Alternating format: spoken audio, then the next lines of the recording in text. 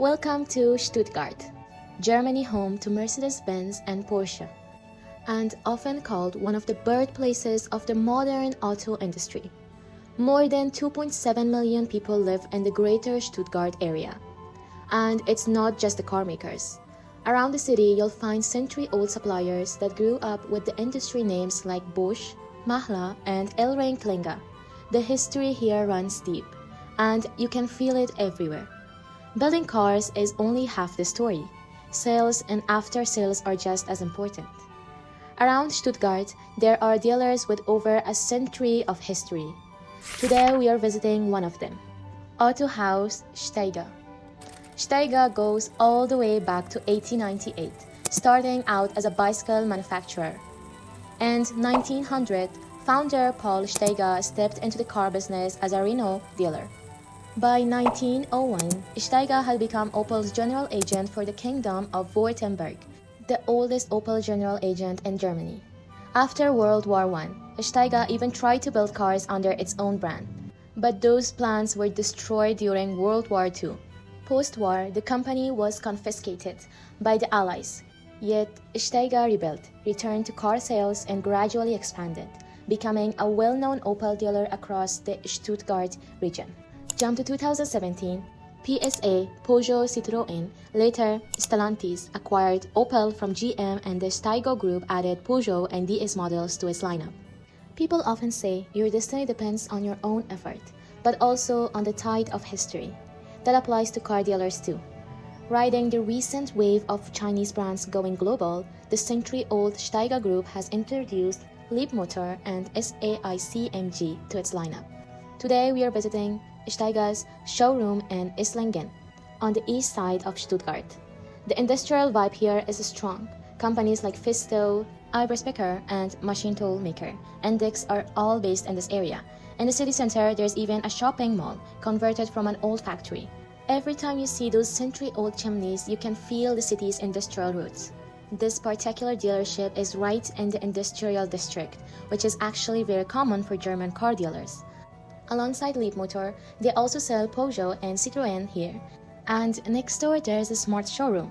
A few smart number 5 models have just arrived. Alright, let me tell you how Leapmotor is selling at this century-old dealership. 10 years ago, hardly anyone imagined Chinese cars could sell in Germany, let alone here in Stuttgart, the beating heart of the German auto industry.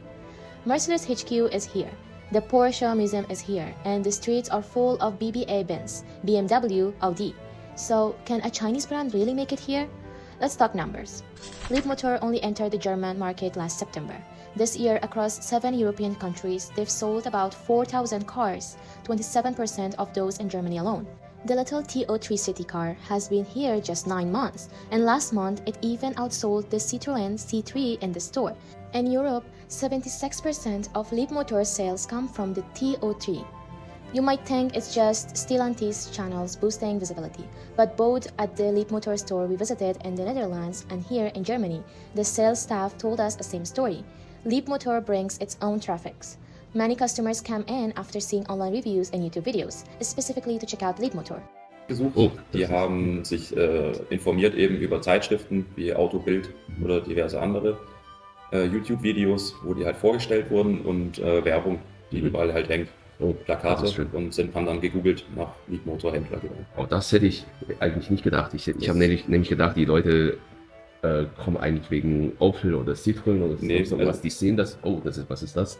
Das kommt auch vor, aber die meisten kommen gezielt. Das ist allerdings mehr beim T03 als beim CC. Here in Germany, the birthplace of the auto industry, Leapmotor broke in fast by pinpointing an open niche and packing real substance into a down-to-earth price.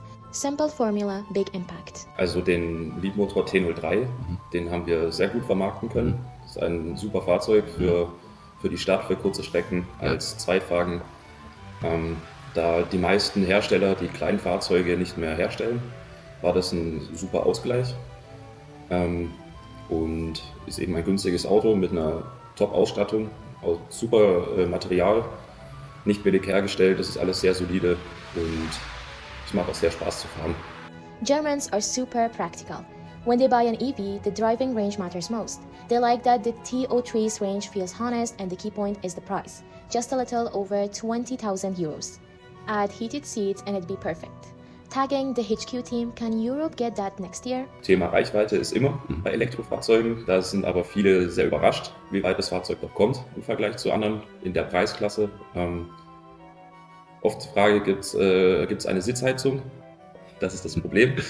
Allerdings kann man das ganz gut wegstecken, weil es gibt alles andere an Bord. Und im Winter braucht man auch keine Sitzheizung, wenn ich das Fahrzeug per App vorheizen kann. Eben. Ja, und ich bin sicher, dass die irgendwann, festlich im nächsten Jahr dann dazukommen. Ne? Das hoffen wir alles. Hoffen, ja.